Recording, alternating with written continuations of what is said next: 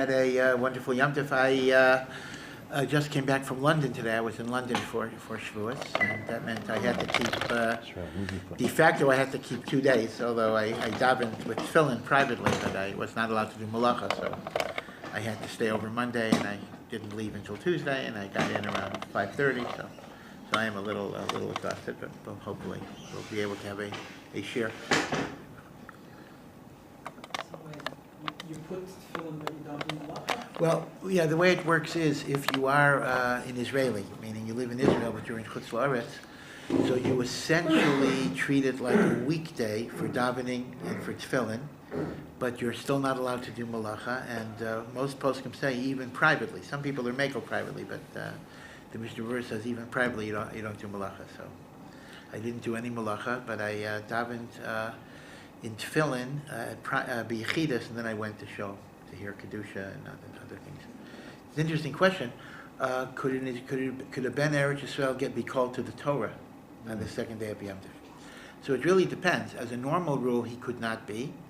But if it's a Monday or Thursday, which has a Kriyas Torah anyway, he could be called up for one of the first 3 aliyahs, Kohen, Levi, or Shlishi. He cannot be called up for Revi or Chamishi because he has to treat it like a weekday Torah reading. Right. So that was the thing.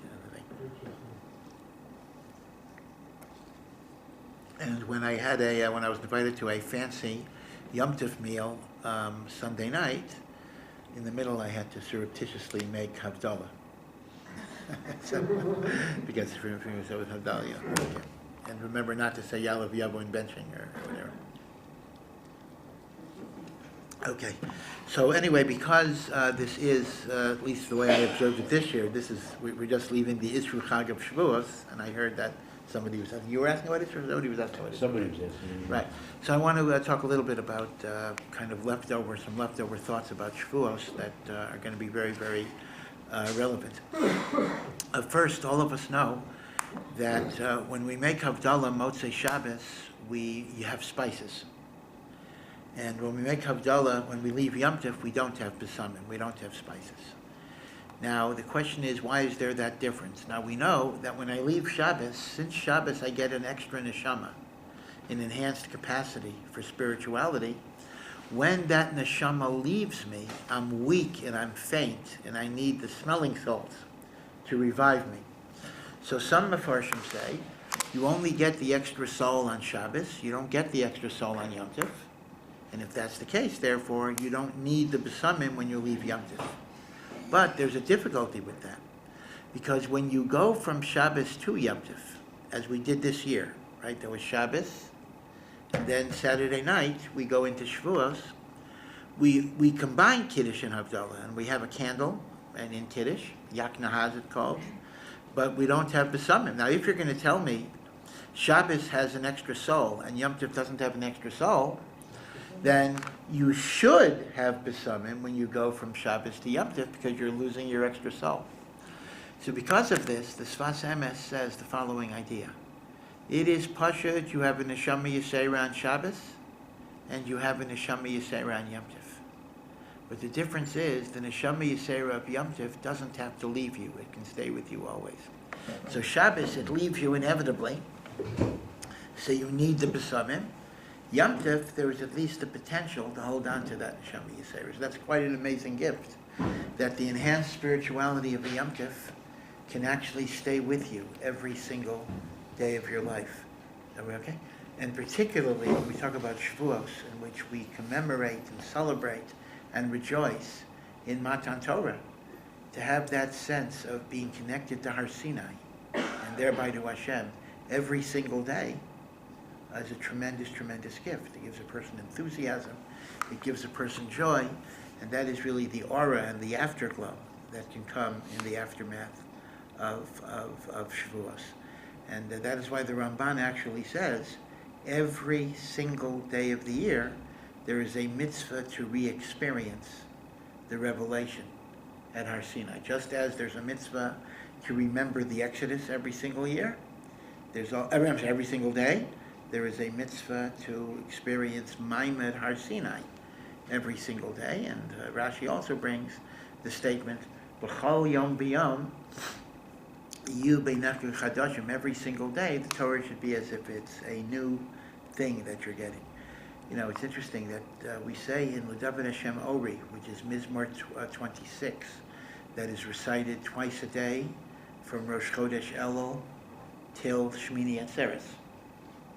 So David HaMelech says, these are the famous words, Achas sha'alti mi'es Hashem, there is one thing I ask from Hashem, Osa avakesh, this is what I request, Shifti beveis Hashem kol yemei chayai, I want to dwell in the house of God all the days of my life, forever, Lachsos b'noam Hashem, to see the pleasantness of God, Levaker behechalo, and to visit his sanctuary.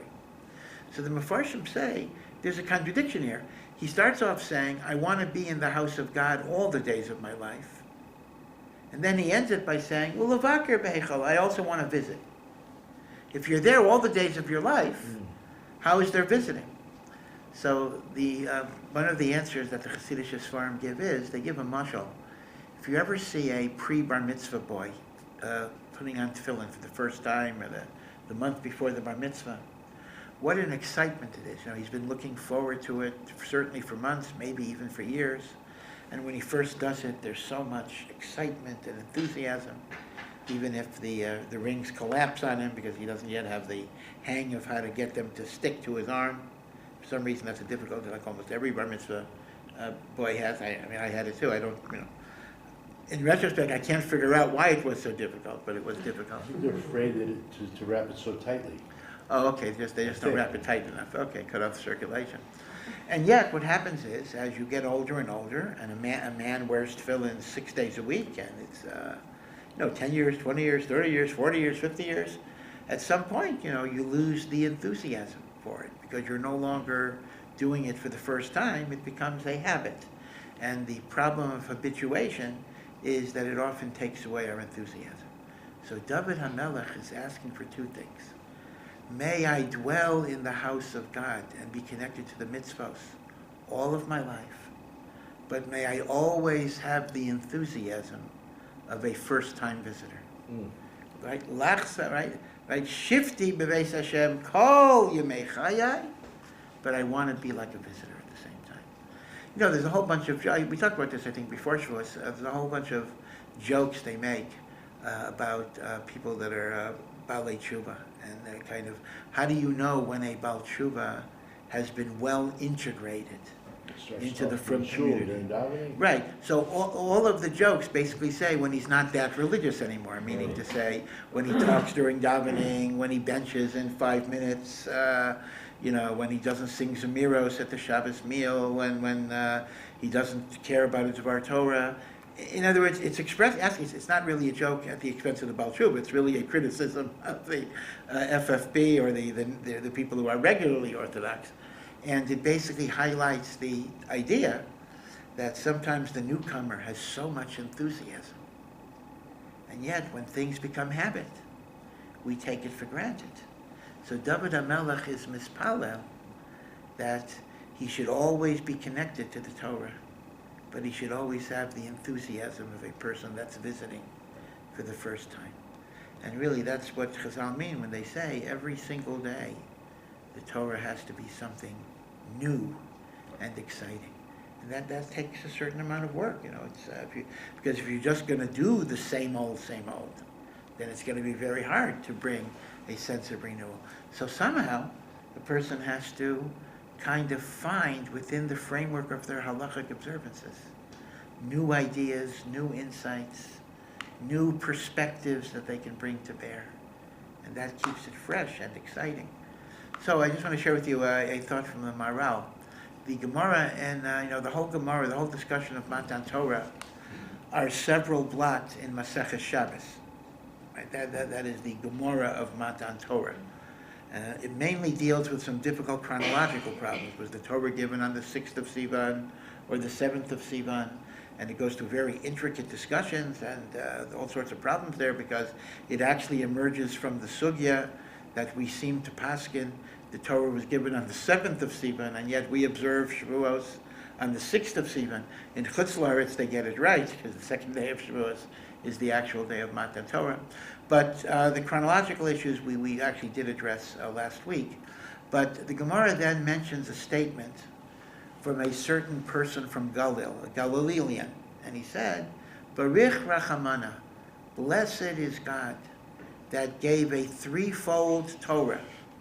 Torah, prophets, writings, Tanakh, threefold Torah, to a threefold nation, Kohanim, Leviim, Yisraelim, in the 3rd month, counting from Nisan, Iyar, Sivan, after 3 days of preparation. Now, the Gemara has no comment on that statement whatsoever, so basically what the statement seems to be saying is that the number 3 plays a very important role in Matan Torah.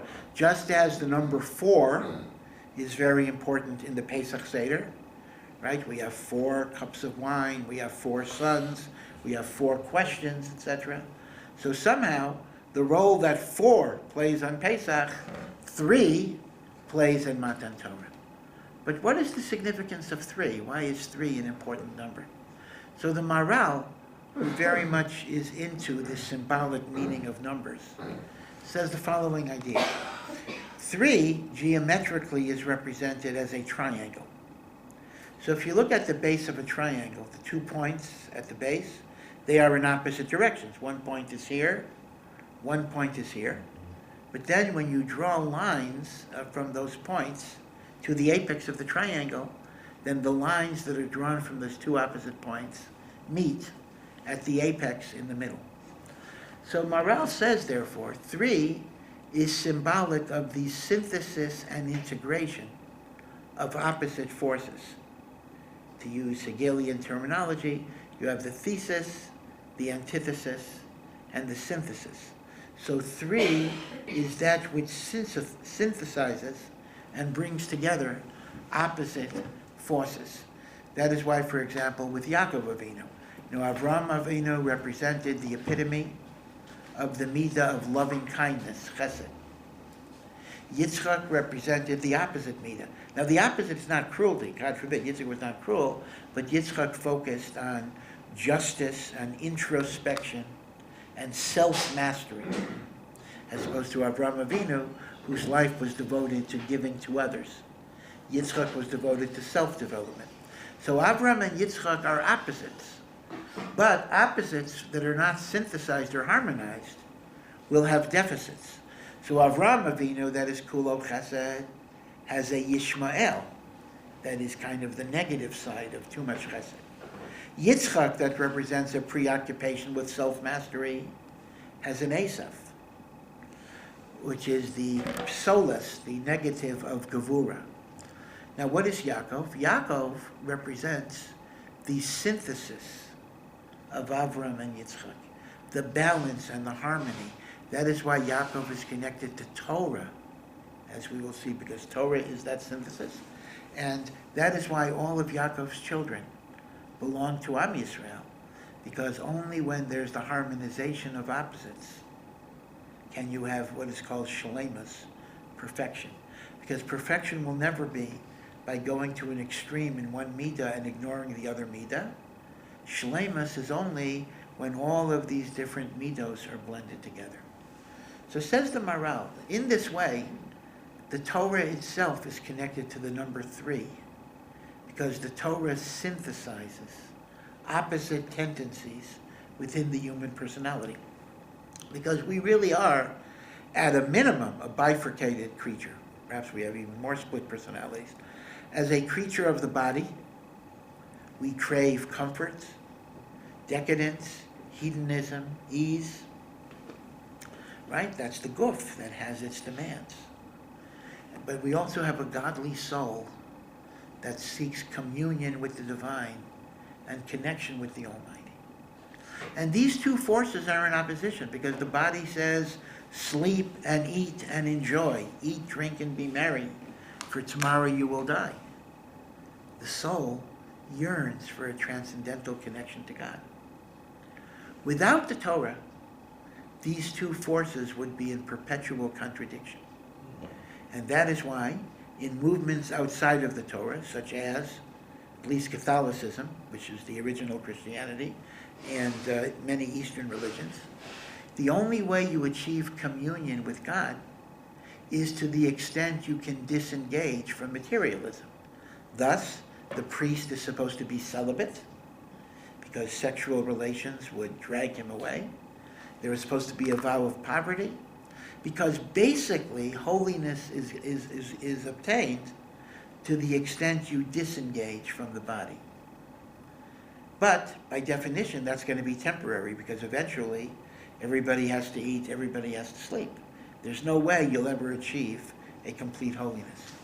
What the Torah innovated, and that's why the Maharal says the Torah is three, is the Torah says you can achieve holiness not by escaping the body, but by taking the very animal drives that are within you and consecrating and dedicating them to HaKadosh Baruch Hu. So we have many mitzvahs that involve eating and drinking, but we eat and drink to express gratitude to Hashem, to celebrate the happy days of Hashem, to have strength and health, to be able to serve Hashem and do mitzvahs. Marriage and procreation, rather than something to be avoided, are actually mitzvahs. Moshe Rabbeinu was a single exception of someone who decided to be celibate simply because he had to be on call for prophecy 24/7, so he had to be in a state of readiness. But the one thing that we can definitively say is that Moshe Rabbeinu's behavior is absolutely not held up as anything that any other mortal is supposed to emulate in any possible way. We can try to emulate his modesty. Of course, we're not going to succeed in that, but we emulate Moshe Rabbeinu to the best that we can, but not in this way. So the Maharal says the Torah is connected to the number three because it teaches us that holiness is obtained not by escaping the material world, but by elevating it and transforming it. And this is a very, very important rule, because there's an old fable. It's not a medrash. It's one of those world fables that each religion has just changed the words to fit its religion. So it's hard to know what the origin is. I've heard versions using the Taj Mahal. I've heard versions using the Beis HaMikdash. I've heard versions using the church. So now I suspect, given the fact that it's not a medrash, I suspect that it probably is not originally Jewish, but we can use the story anyway, because it illustrates a beautiful point. It involves three people who spend all of their time from morning to night cutting stones. They are stone cutters. And all they do is cut stones from morning to night. And then they schlep them, and then they come home totally exhausted. They drop into bed. They wake up the next morning, and they do the same thing. And each one was asked to describe the meaning of their life. What is it that you do? What is your life about? And each one gave a different response. One person said, my life is the unending drudgery of cutting up rocks day after day, hour after hour, till I am so exhausted, all I can do is go home and collapse into bed. And then the next day, the same thing happens again and again. That's one way of describing your life. The other person said it a little differently. He says, I work very, very hard to create an environment where my children will not have to suffer as I suffer, and will be able to have income where they could be educated and they can go on to something better. Now that already elevates what the person is doing. It's no longer the mechanical, cracking rocks all day. The person has a goal. The person is accomplishing something. He's creating a life for his children.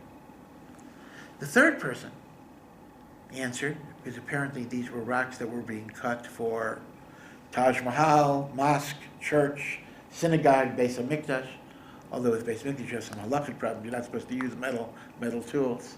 And that is, the person said, my life is devoted to bringing glory to my Creator. And every rock that I cut is my song of praise to Hashem.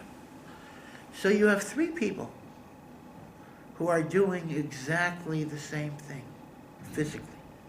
You observe them, they're doing the same thing. And yet the nature of what they're really doing is totally different. One guy is just cutting rocks. The other person is showing his love for his family. And the third person is glorifying Hashem with every movement. And that's the way it is in everything we do. In taking our kids to God, in taking clothes to the cleaning and doing housework and going to the office. There are different ways that you look at it. We sometimes think, oh, I'm only serving Hashem when I'm davening, when I'm learning. Then I have all of these other things, all of this other stuff I have to do. And all of that is just a distraction and it doesn't really count. But that's not at all the case. With just the power of your mind, you can transform the most mediocre, insignificant task into something of nobility and goodness and holiness. That is really the tremendous gift of the Torah. And in fact, the Rambam writes, even recreation. Let's say you're going on vacation. Let's say if you're a teenager, you'll go to an amusement park and ride a roller coaster. Right? If you're an adult, you're probably more sedate. Now, we tend to define a vacation as a break.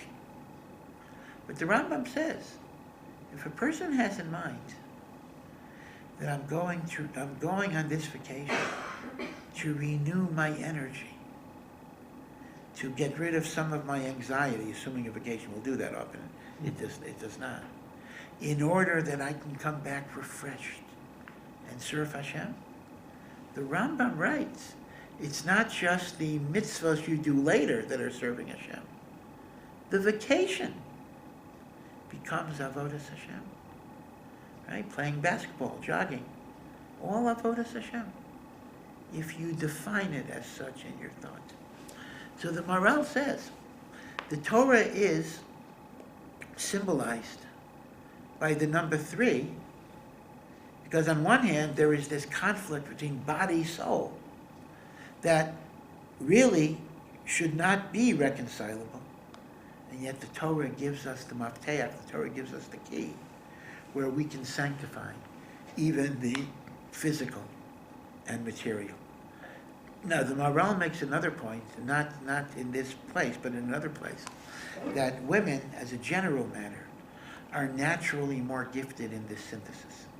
That women can see the ability to spiritualize the physical. And he makes a very, very beautiful point. There's a very famous Gomorrah that I'm sure if you've ever been at a Sheva Brachos, whether it's your Sheva Brachos or your children's Sheva Brachos, or you've been invited to somebody else's Sheva Brachos, you have absolutely heard this Gomorrah. This is probably the number 1 Gomorrah that is quoted at a Sheva Brachos.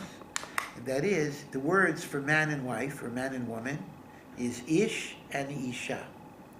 And they share 2 common letters, Aleph, Shin, which means fire, and the Yud and the Hey spells one of the names of Hashem, Ka.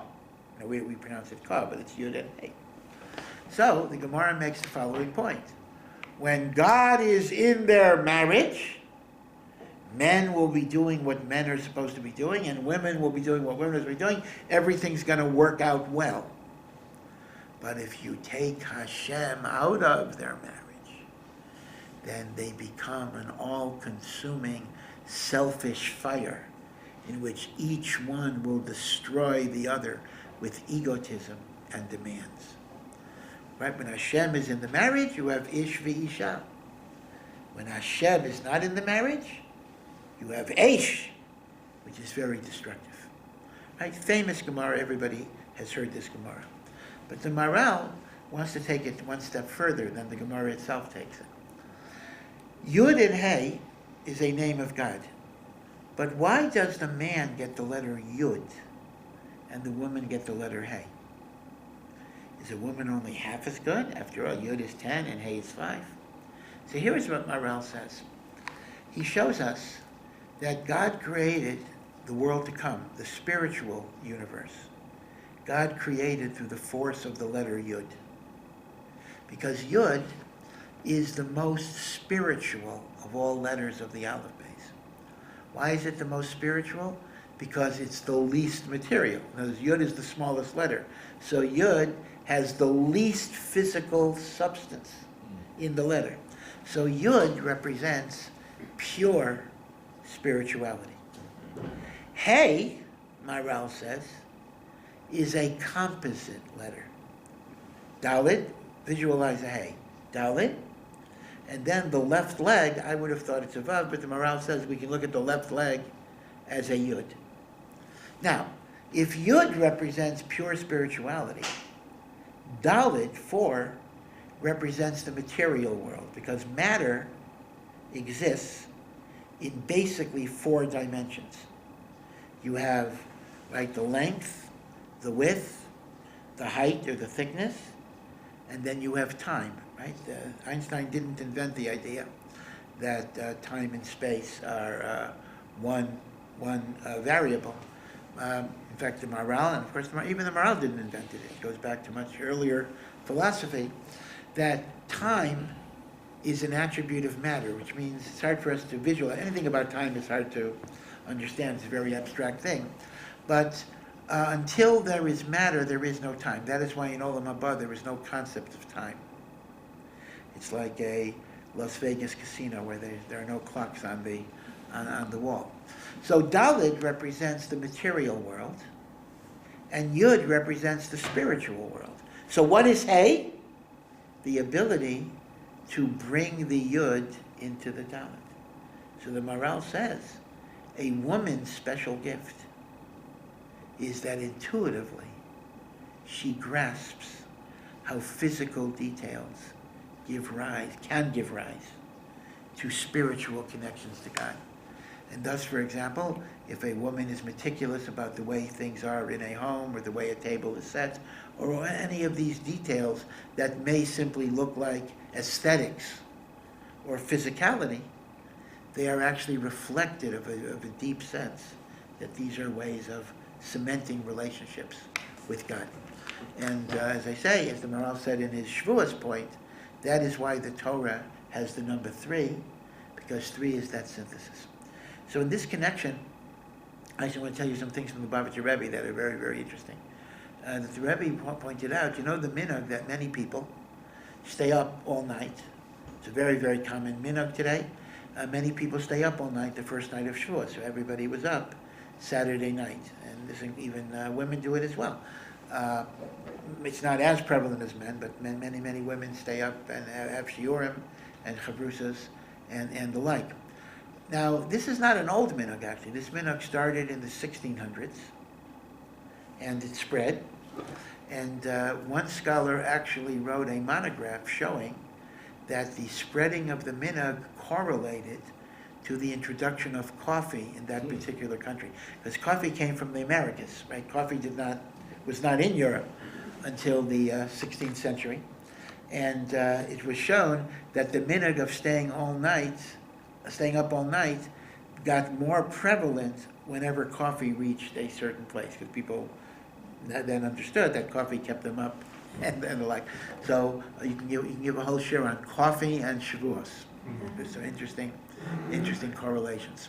But okay, now why is there a minhag to stay up all night? So the reason that's given is because on the day of Matan Torah, the Jewish people were sleeping at the break of dawn when Hashem came to give them the Torah. They were still sleeping, and Hashem had to wait for them.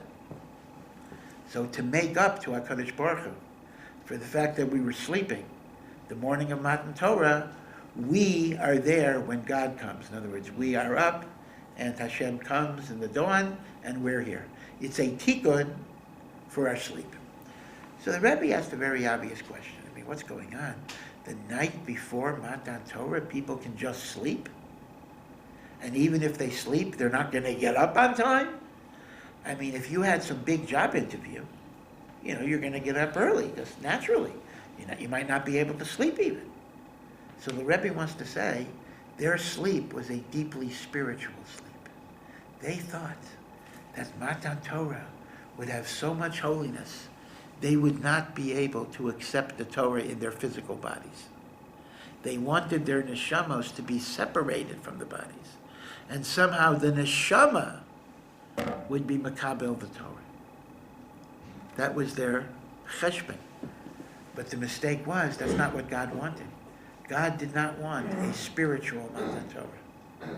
God wanted a Matan Torah that can bring spirituality even into the physical.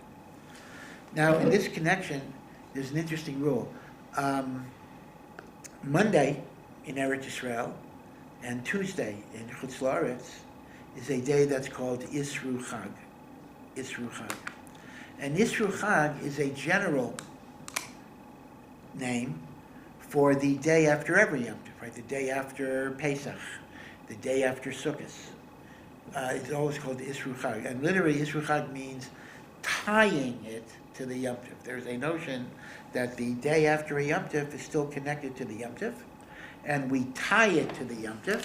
And the primary way we tie it is we don't say Tachanun, we still treat it as festive. Now, Lamaisa, many people have the minhag, and this is the most common minhag in Yerushalayim, that we don't say Tachanun for a whole week after Shavuos. That's true. And similarly for Pesach, we don't say it for the rest of the month of Nisan, which is essentially the next week. And for Sukkot as well, some people don't say Tachanun for the rest of the month of Tishrei. But those are minhagim. Those are minhagim. In terms of the din, it is only the day after the Yom Tov that has this halacha. That halachically you're not allowed to say Tachanun on Isru Chag. But it's a little more complicated than that. It is only Isru Chag of Shavuos that has this halacha. The Isru Chag of Pesach, according to the strict din, you're allowed to say Tachanun. And although our custom is we don't, obviously.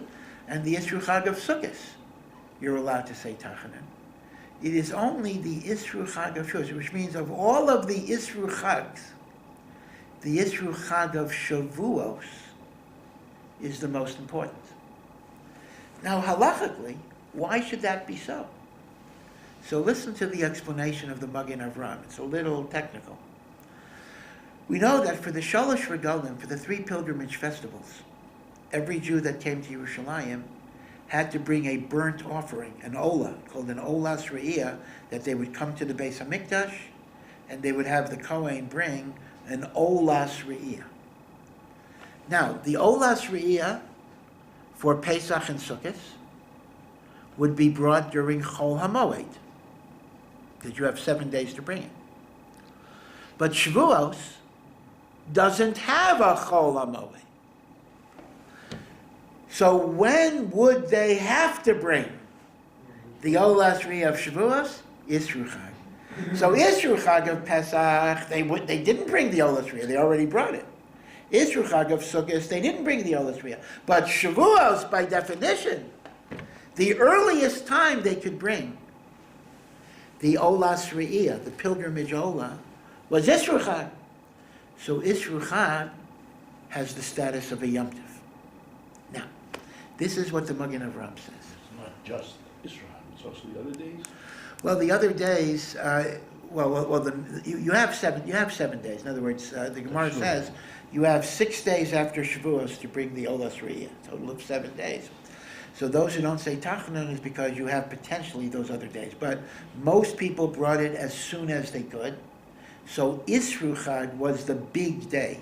The term that the Gemara uses for Isru Chag of Shavuos is Yom Tavoach, the day of slaughter. This is what the Magen Avraham says. The Shulchan Aruch Harav, which is actually the Piskei Shulchan Aruch written by the Alter Rebbe, the Baal Tanya, and this is an authoritative sefer of halacha that is widely used even by not Chabad. In other words, it's not just a Chabad sefer. The Mishnah Berurah, it's called Shulchan Aruch Harav. Harav means the Alter Rebbe Shulchan Aruch. I mean, Lubavitchers call it the Shulchan Aruch. Then when a Lubavitcher says the Shulchan Aruch, they actually mean Shulchan Aruch Harav and not the Shulchan Aruch of Rabbi Yosef Karo. When we say Shulchan Aruch, we mean the Shulchan Aruch of Rabbi Yosef Karo, and when we refer to the other one, we call it Shulchan Aruch Harav. But the Shulchan Aruch Harav asks a tremendous kasha on the Magen Avraham. The Magen Avraham seems to say that the Olas Riyah of Shavuos had to be brought on Isru Chag, because you couldn't bring it on Yom Tov itself. But in reality, that is a machlokas Beis Shammai and Beis Hillel in the Mishnah. In other words, let's take even Pesach. Can you bring the Olas Riyah on Yom Tov, or must you wait until Chol HaMoed? Beis Shammai argues you always have to wait to Chol HaMoed, and therefore Shavuos you'd have to wait to Isru Chag, because Beis Shammai's argument is you're only allowed to kill animals on Yom Tov for human consumption. So you could bring a peace offering because you can eat some of the meat. But a burnt offering, which is totally on the Mizbeach, there is no human consumption. If there's no human consumption, Beis Shammai says you cannot bring an Olas Riyah on Yom Tov. Therefore, for Pesach and Sukkot, it would have to be Chol HaMoed, and Shavuos would have to be Isru Chag. But Rav Shneur Zalman says that's only true according to Beis Shammai. Beis Hillel actually says, he makes a kal v'chomer. If you can shecht animals for your consumption, you can certainly shecht korbanos for the Mizbeach. And therefore, according to Beis Hillel, the Olas Riyah of Shavuos did not have to be brought on Isru Chag. The Olas Riyah of Shavuos could be brought on Shavuos itself. You could bring it Isru Chag, but that's true. That's equally true for the other holidays too. So the question is, why does the Isru Chag of Shavuos have any special validity? Because it's Yom Tavoach. It is Yom Tavoach only according to Beit Shammai. And we paskin like Beis Hillel, like as is always the case. Most of the case, the overwhelming majority of cases, including this one, if there's a machlokas Beis Shammai and Beis Hillel, we follow Beis Hillel.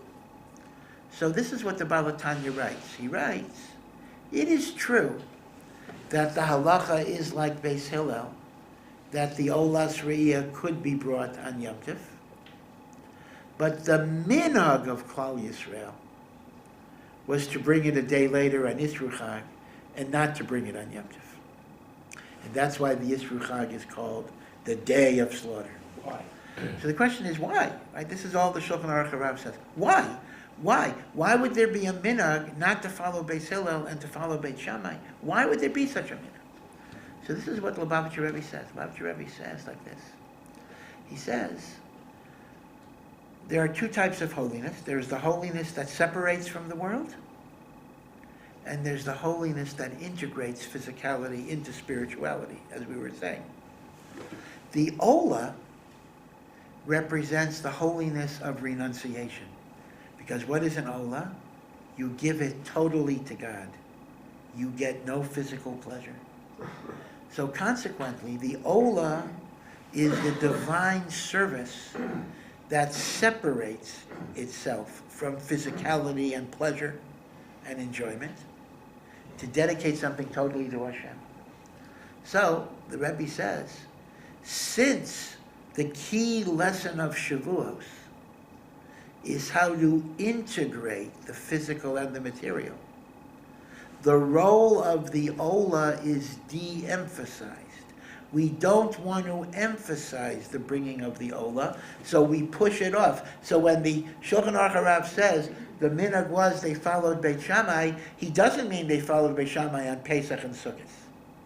But on Shavuos they did. Which means, halachically, could you bring the Olas Riyah on Shavuot, on Yom Tov? Absolutely yes. The halacha is like Beis Hillel.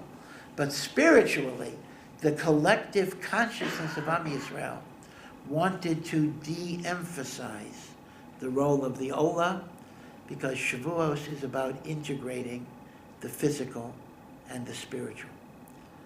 And that's a big lesson. The Gemara, in fact, says that there's a general machlokas in the Gomorrah. Do you have to have a meal on Yom Tov?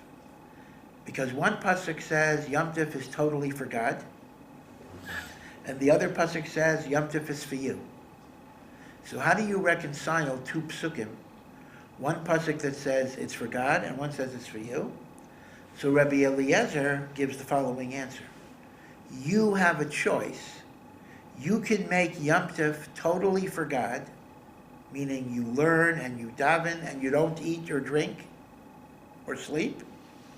Or you can decide to mainly make it for your physical enjoyment with relatively minimal learning and davening. In other words, according to Rabbi Eliezer, the way he reconciles the two verses is you can either do it totally for Hashem or you can do it totally for you. That's Rabbi Eliezer. Rabbi Yoshua reconciles the verses differently. Instead of saying all for God or all for you, he says you got to split it. Half for Hashem. Half doesn't mean 50%, but part of it for Hashem, learning and davening, and part of it for you. You must eat and drink and have a meal. And we passing like Rabbi Yeshua. The Gemara then goes on and says, the whole machlokas is by Pesach and Sukkot. But when it comes to Shavuos, even Rabbi Eliezer, who normally says you don't have to have a meal, on Shavuos you have to have a meal because it was the day that the Torah was given. Now, at first glance, this Gemara is a non sequitur. I would have expected it to say the following. Even Rabbi Yoshua that says you have to have a meal, on Shavuos he gives you the ability to learn all the time because that's the day of the Torah. But the Gemara says the other way around. Even the one that says for every Yom Tov you can just learn and don't eat, on Shavuos you have to eat. You have to eat. So you see this idea almost beferish in the Gemara, that Shavuos and Matan Torah is about sanctifying the physical. And therefore it would not be proper to make it a totally spiritual day. Because to make it a totally spiritual day, in a sense that it's menutak, it is removed from physicality, would be a contradiction to what Matan Torah represents. And let me just end with a final thought that brings us out in a very beautiful way. This is from Rav Tzadok of Lublin. Rav Tzadok points out that when Hashem gave us the Torah, so before he actually articulated the commandments, so it mentions that there were kolos, there were sounds of thunder, ubarak, brakim, and flashes of lightning. Kolos ubrakim. And then we have the Aseres HaDibros. And after the Aseres HaDibros, it says they saw the kolos. Again, they saw the kolos. They actually saw the thunder. That's another thing. The es halapidim and the torches. So there's a subtle distinction. The visualization before the Ten Commandments were brakim, flashes of lightning. The visualization after the Ten Commandments were torches in the sky, lapidim. Why the change? Now, of course, in the Israeli political system, we have suffered both from the barakim, the baraks, and the lapids. So we do have baraks and lapids, but presumably the Taira is not referring to that particular phenomenon. So here is what Rav Tzadok says. Rav Tzadok says, even before the Torah was given, mankind yearned for holiness. We are transcendental beings. Certainly Jews are, but even non-Jews, everybody is. That we want to have a sense of a meaning of life that goes beyond ourselves. But without a Torah, you could only achieve that by disengagement with the material world. So you become a monk, you go cloister, etc. That type of holiness is analogized to a lightning flash. Because what is a lightning flash? It's a brilliant flash of light that then plunges you into total darkness.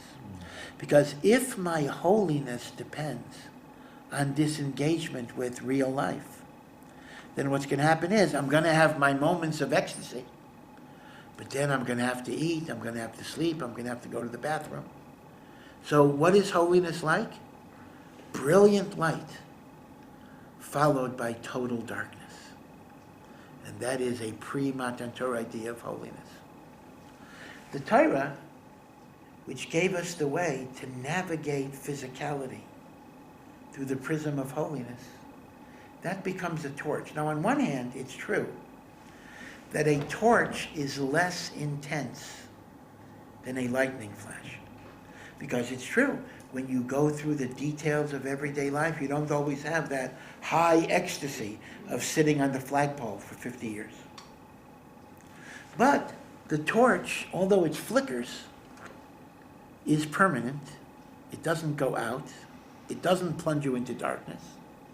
It gives you warmth and light and guides you where you need to go. And therefore, the difference between lightning and torch represents the difference between the holiness of disengagement from the world, which by definition is sporadic, ephemeral, and temporary, and the holiness of involvement in the world, which can be permanent. You know, when I think about lightning and the torch, I think about the times when, now the roads are much better, but it used to be when you went to Tzfat, and there was not like a direct road that just went up, you had to round the mountain over and over and over and over and over again. And you know, people got very, very carsick. And these were hairspin turns, and it's like it was very scary actually. And it's reminiscent of a well-known joke that a great Rosh Yeshiva and an Egged bus driver died on the same day, and they both went up to Shemayim. And the Egged bus driver went straight to Olam Haba, and the Rosh Yeshiva had to wait a little bit. So the Rosh Yeshiva complained. He said, I spent my whole life learning Torah, teaching Torah, doing mitzvahs. And the Egged bus driver is not even a Shomer Shabbos necessarily. Why does he go in right away? So the Malach said, how many Tehillim did you get people to say in your lifetime? So the Egged bus driver has more zechuyos than that. So just imagine if those turns had to be navigated. Let's say there were no headlights, and it was dark, and there were no lights at all.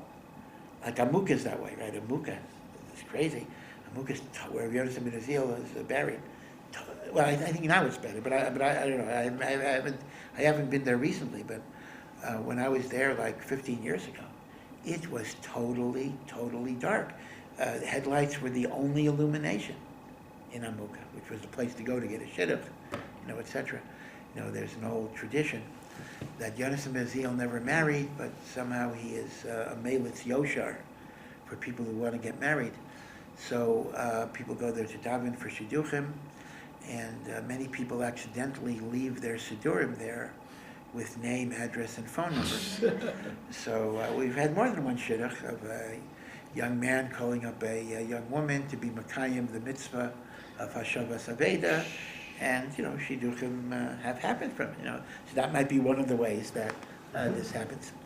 But imagine, so that's totally dark. But so imagine you had in Tzfat the same thing, total darkness, and you had to navigate the turns with sporadic lightning flashes. That would be scary, scary, scary. If you had a torch, you'd be able to do it. So this is what you might say is almost, maybe tragic is too melodramatic a term, but there's almost kind of a tragic compromise in Torah, because in a sense, living in the world can diminish some of the depth of spirituality that one could have if you could simply meditate and get away from everything. But it's Hashem's ratzon that we create Kedusha in this lowly world. Again, the Baal HaTanya has a famous expression, which is actually from a Medrash, but Chabad quotes it tens of thousands of times a day, that it's the ratzon Hashem to have a dira betachtonim. I'm sure dira, if you know anyone about, you have heard this expression, and it's from a medrash. God's deepest desire is to have a dwelling place in the lowliness of this earth. Because if he wanted pure spirituality, he could have kept the Torah with the angels. Because they're better than us in that. But what we have is, we struggle with the Yetzer Hara, we struggle with the Guf. And it's precisely that is what HaKadosh Baruch Hu wants. And that is why we go from the on-off, brilliant lightning flash to total darkness, to the flickering torch that gives a person warmth and guidance as they try to navigate all of the perplexities of life.